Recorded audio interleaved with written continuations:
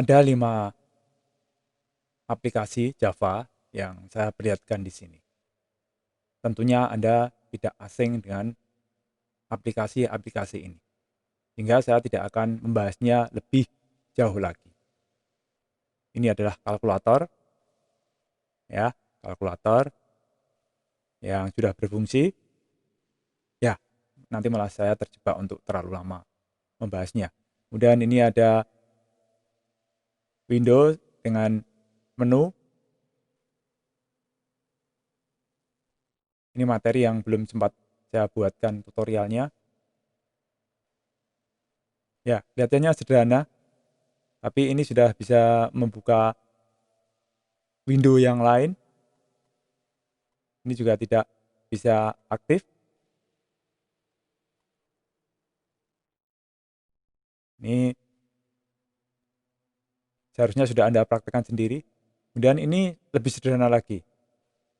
Ya, tapi ini kalau sudah muncul di sini jadi nggak aktif, disable. Lalu kalau ini ditutup, dia aktif lagi. Ini juga Anda seharusnya masih ingat, ini adalah tampilan lare atau array yang jika ditambahi data, kemudian dia akan bisa disimpan di file. Kalau tombol simpan diklik. Ya, harusnya masih ingat.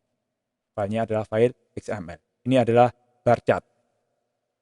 Anggap saja ini adalah pekerjaan anggota tim yang ada 4 orang. Ini aplikasi yang sudah jadi, kalkulator. Kemudian 2 ini sederhana, tapi dikerjakan oleh seorang, ya. Makanya karena sederhana dia mengerjakan 2 aplikasi. Kemudian ini spesialis membuat file XML. Dan yang ini adalah membuat bar chart. Yang lainnya sebenarnya ada juga modalnya, yaitu membuat tabel view, tapi tidak ditayangkan di sini. Kalau banyak nanti. Maksudnya apa ini? Maksudnya ini nanti akan menjadi simulasi bagaimana sebuah proyek dikembangkan bersama-sama. Jadi akan ada pembagian tugasnya dan mengarah ke target capaian nilai yang ingin diraih. Ingat, kita belajar pemrograman. Jadi jangan sampai nanti pembagian tugasnya itu hanya sekedar membuat tampilan dengan scene builder. Tidak ada programming di sana. Anda boleh menyewa teman Anda, misalnya yang dari ISI atau dari sekolah desain, untuk membuat tampilan yang bagus. Tapi itu tidak dinilai, karena kuliah kita adalah kuliah pemrograman. Baik tidaknya tampilan itu tidak akan dinilai, tapi berfungsi tidaknya tampilan itu yang akan dinilai.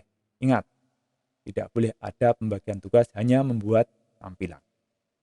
Ini ada contoh pembagian tugas dari modal yang sudah ada itu. Katakan ini adalah tim dengan nama For Fantastic. Anggotanya Semar, Gareng, Petruk, dan Bagong berempat. For. Ini sudah punya modal proyek awalnya yang didapat dari kuliah. Semar karena pimpinan itu ya, dia membuat 2 yang sederhana tadi. Tapi dia nanti akan bertanggung jawab untuk mengkoordinasikan dengan anggota-anggota tim dan mengintegrasikan aplikasi-aplikasi itu. Tentu saja perlu masukan dari kawan-kawannya yang membuat. Kemudian Gareng ini sudah membuat kalkulator dengan lengkap. Jadi itu sebenarnya sudah berfungsi. Terus Petro itu yang membuat tadi XML. From array to XML file. Kemudian Bagong yang dia membuat bar chart. Ya, ini kalau di UTAT ternyata sudah bisa mencapai target hampir 100% dari kriteria penilaian. Ya, ini ada merah-merahnya karena dari target nilainya belum bisa 100%. Semar nanti spesialis GUI memang, tapi tidak hanya tampilannya, dia juga menyangkut logikanya. Terus kalkulatornya itu sudah MVC. Ya nanti dicampur dengan yang lain ya tetap harus MVC. Terus array-nya. Array-nya itu kan sudah membuat data, ya kan, create, kemudian membaca. Tentu saja open dan save dari dan ke file XML. Tapi mana hapusnya? Belum ada, ya kan? Anda masih ingat kan yang tadi lari. Nah, nanti dipikirkan tuh, ini akan dipenuhi di sini. Dipenuhi untuk mendata pengguna yang menggunakan. Jadi kalkulator ini nanti akan disewakan. Kalkulator akan disewakan, kemudian penggunanya akan dihitung berapa kali menggunakan. Oleh karena ada pengguna, berarti harus ada data pengguna, alias nanti harus login dan logout. Mereka yang lupa logout, ya tentu bisa dipakai orang lain.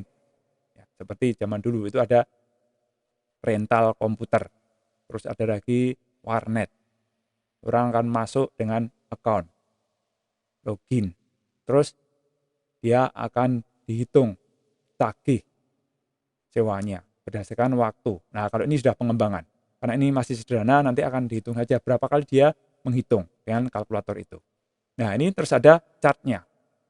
Chartnya dipakai untuk membandingkan, misalnya membandingkan si A dan si B berapa kali frekuensi penggunaannya.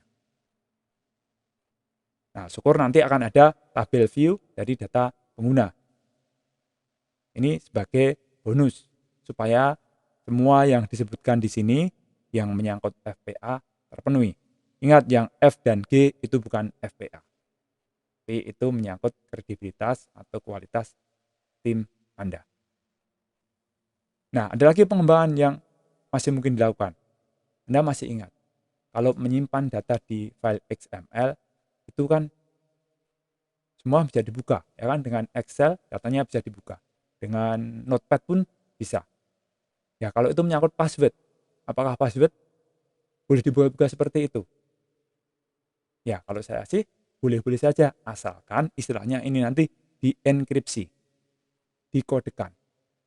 Jadi kalau passwordnya Semar itu adalah wayang misalnya, WAYANG. Nanti yang tertulis di XML itu bukan wayang, itu namanya dienkripsi atau dikodekan. Ya, itu sebagai pengembangan. Mudah-mudahan bisa kebayang bagaimana cara membagi tugas di dalam anggota tim Anda. Ingat, kita harus bekerja profesional, kita harus bisa menunjukkan kenapa timnya segitu. Apalagi besok kalau sudah bekerja benar.